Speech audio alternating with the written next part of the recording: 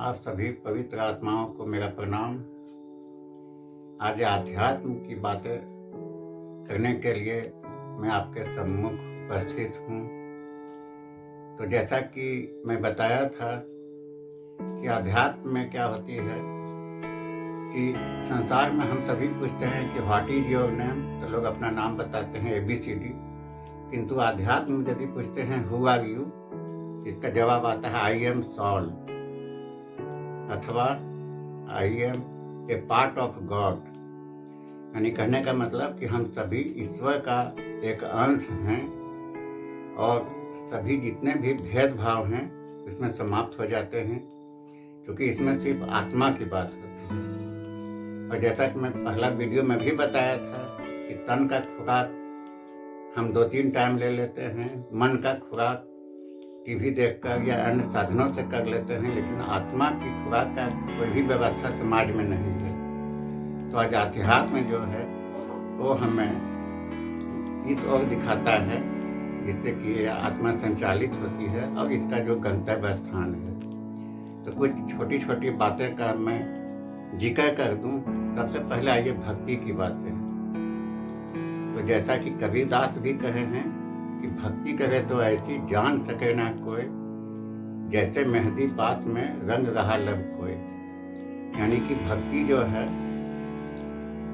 करने से कोई माने जान नहीं सकता है। जैसे आप देखें कि भक्ति 3 तरह की होती है, एक दिखाऊ भक्ति होती है, एक बिकाऊ और एक टिकाऊ। तो जो दिखाऊ भक्ति है तो वो लोग देख कर जान जाते हैं। जैसे बाहरी जो आडंबर होता है उसमें जैसा कि आप देख के ही लगेगा कि भगत जी जा रहे हैं, उनकी वो पहचान दिखाई पड़ती है। और बिकाऊ भक्ति यानी कि जिनका बिजनेस है वो भक्ति करना, ये दोनों को पहचान हो जाएगी। लेकिन जो टिकाऊ भक्ति है इसका कोई बाहर से दिखाव नहीं होता है और ये भक्ति की ही महिमा गाई गई है और सबने इसी भक्ति को देखा है। अब छोटी छोटी बातें, जैसे हम सभी पूजा पाठ करते हैं तो क्या करते हैं, तो 4 का ही अर्थ बताया गया है। जो इसका 4 शब्द हैं, जैसे पू से हो गया पूरा कंप्लीट, जा से जान कर, और पा से पाकर, और ठ से ठहर जाना। ये पूजा पाठ का शाब्दिक अर्थ है। किंतु क्या है कि हम इसे बिना जाने हुए और किए जा रहे हैं, कहीं ठहराव नहीं है और उसका शाब्दिक अर्थ भी नहीं है। तो जैसा कि भक्ति के लिए हमें 3 चीज होना चाहिए, भक्त, भक्ति और भगवान। क्योंकि भक्त तो एक आम आदमी हो गया और भगवान जो है जिनकी पूजा की जाती है, और भक्ति है जो इसका डोर है। तो ये सारी बातें हैं। और क्या है कि लोग देखिए कि अनजाने में भक्ति कर रहे हैं और जान नहीं रहे हैं। जैसे उदाहरण देते हैं कि जिनकी शादी नहीं हुई है और उसे कहा जाए कि तुम अपना पति का ध्यान करो, तो क्या ध्यान करेगी, क्योंकि उसकी शादी ही नहीं हुई है। तो आज संसार की यही हाल है कि जो ईश्वर को नहीं जान रहे हैं और वो भक्ति कर रहे हैं, तो व्यर्थ में ही चला जा रहा है, क्योंकि उनसे वो अनजान है।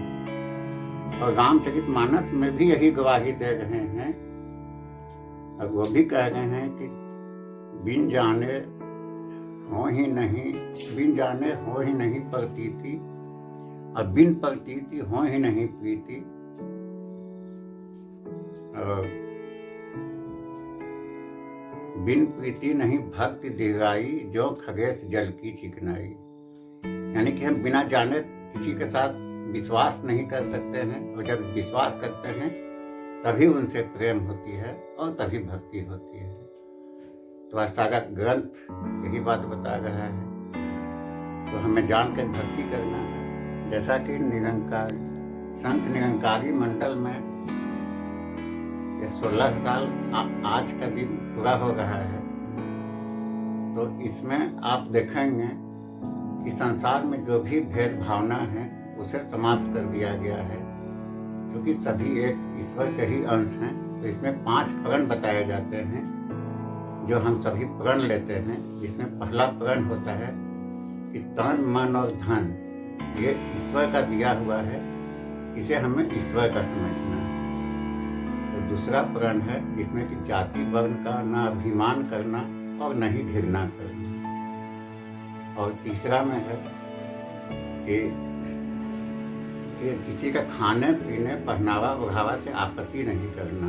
जिसको जो इच्छा है अपना खाए पिए पहने ओढ़े, इसमें कोई बाधक नहीं है। और चौथा प्रण में है कि घर गृहस्थी में ही रहकर हमें भक्ति करना है। हमें कोई जंगल जाना या कोई दिखावे की भक्ति नहीं करना है। और पांचवा में है कि जो ज्ञान गुरु दिए हुए हैं तो उनका आदेश है, हमें उनका किन्हीं को नहीं बताना है, क्योंकि उसके लिए जिन्हें आदेश मिला हुआ है वही बताते हैं। तो ये 5 प्रण इसमें है और ये पांचों को हम तभी निभाते हैं और उसके बाद फिर ईश्वर की जानकारी दी जाती है। स्वरचित एक भजन हो जाए महापुरुष।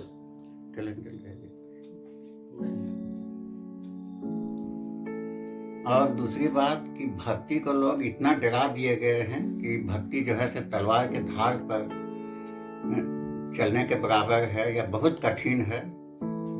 किंतु दास कहता है कि नहीं, भक्ति बड़ा ही आसान है। और ये कैसे है, तो ये भजन का फरमाया जैसा कि हुआ है। तो एक भजन पेश है आपके सामने, तो जिसमें 5 प्रण है उसको भजन के रूप में स्वरचित हमारा लिखा हुआ है।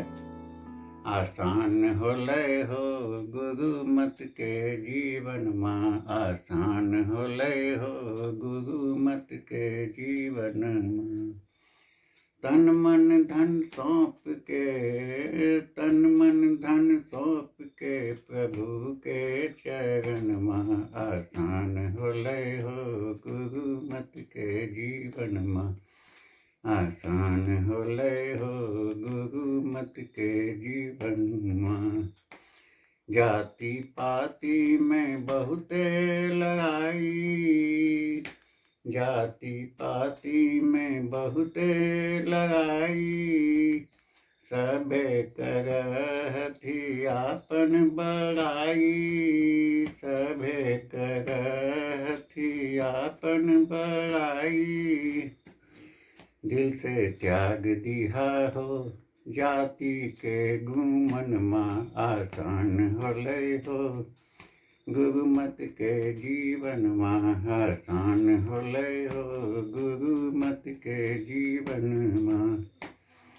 खाए पिए पने ओढ़े के आपन है मर्जी, खाए पिए पने ओढ़े के आपन है मर्जी।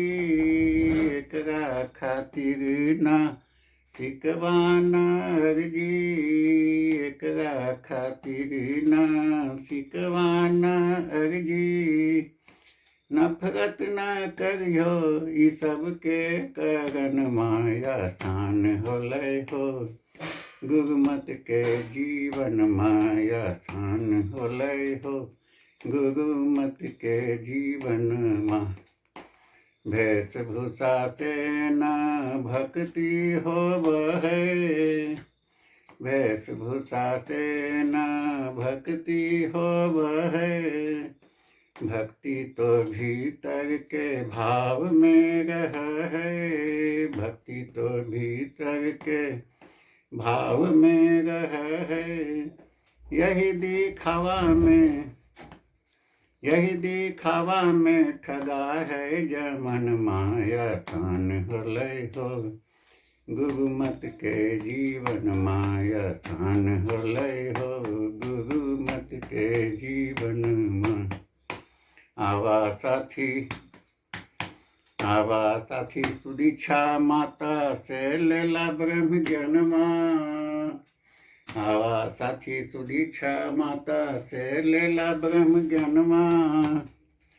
ब्रह्म के पाए के मिटाला अपन भ्रमवा, बिन गुरु आज्ञा न खोलिहा जुबन माया, आसान हो लय हो गुरु मत के जीवन माँ, आसान हो लय हो गुरु मत के जीवन माँ। सेवा करा सत्संग करा और करा सुमिरन माँ, सेवा करा सत्संग करा और करा सुमिरन माँ। दासर बिंद के माता, दासर बिंद के माता, रखापन शरण माया शान होलय हो। गुरुमत के जीवन माया शान होलय हो। गुरुमत के जीवन मा वेद पढ़ा, गीता पढ़ा और पढ़ा कुरनवा। वेद पढ़ा, गीता पढ़ा और पढ़ा पुराणमा। सब में लिखल है, सब में लिखल है, एक मालिक के बखन माया शान होलय हो।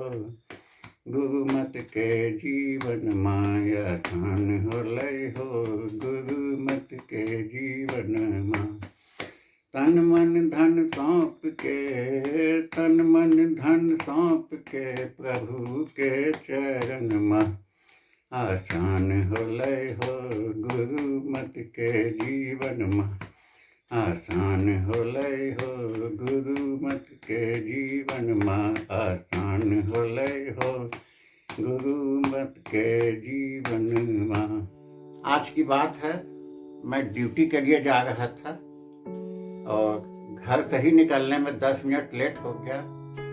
तो अचानक मुझे एक बुजुर्ग व्यक्ति रोकते हैं साइकिल से और पूछते हैं, बाबा बाबा सुनिए, 26 तारीख, कौन तारीख?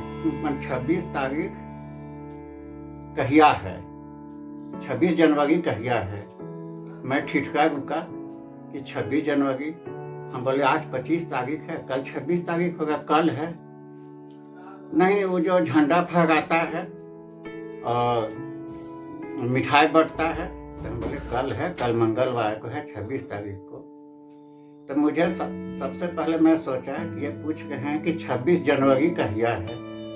शायद आपको भी सुनकर हैरानी होता होगा कि एक व्यक्ति पूछ रहे हैं 26 जनवरी कहिया है, किंतु मुझे कोई हैरानी नहीं हुई, इसलिए कि बहुत से लोग हैं जो गणतंत्र दिवस को नहीं जान रहे हैं, स्वतंत्र दिवस को नहीं जान रहे हैं, किंतु उनको एक बात का याद है कि उस दिन मिठाई खाते हैं, उस दिन कहिया है। तो मैं बताया कि कल 26 जनवरी है और वो जो झंडा फहराने का, जिसको गणतंत्र दिवस बताए जाते हैं। तो खैर उनका दोष नहीं है, क्योंकि बहुत से लोग ऐसे हैं जो नहीं जान पाते हैं, या तो शिक्षा का कमी है या संस्कार का कमी है। तो इसलिए है कि सर्वप्रथम मैंने उनका मजाक नहीं उड़ाना, बल्कि हमें समझना है कि उनकी जो कमी है, वो जो नहीं जान रहे हैं, उन्हें हमें धैर्यपूर्वक बताने की जरूरत है।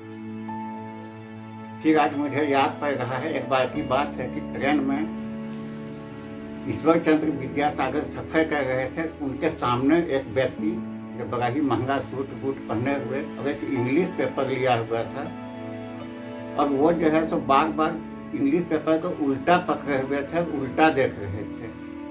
तो ईश्वर चंद्र विद्यासागर बार बार देख रहे हैं कि ये पढ़ ही नहीं रहा है, उल्टा पकड़े हुए है, उल्टा देख रहा है।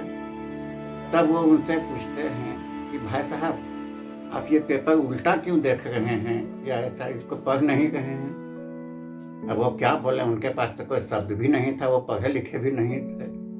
तो बोले कि लोग क्या सोचेंगे, इसलिए हम पेपर खरीद लिए और देख रहे हैं। तब बताया कि नहीं, कोई ज़रूरत नहीं था, आप हिंदी अखबार ही पढ़ते जो आप पढ़ सकते हैं, किंतु आज दिखाने के लिए जो आप ये इंग्लिश पेपर खरीद लिए हैं, जबकि आप पढ़ भी नहीं हैं, उल्टा देख रहे हैं। तो कहने का मतलब कितना शिक्षाप्रद बात है कि हम जो हैं उसे स्वीकार करें। हम लोगों को दिखाने के लिए ऐसा नहीं करें कि हम ऐसा कह रहे हैं जिससे हम अनजान हैं। तो ये बातें ईश्वर चंद्र विद्यासागर उसके लिए बोले थे, लेकिन आज हम सबों को भी इससे सबक लेना है कि हम जो दिखाना चाहते हैं समाज में, वास्तव में हम वैसा नहीं हैं। तो हम वैसा ही रहें, जो हम हैं उसे स्वीकार करें और इसमें संकोच नहीं करें। आज की वीडियो मैं यहीं समाप्त करता हूँ और इसके साथ ही आप सभी को मेरा नमस्कार।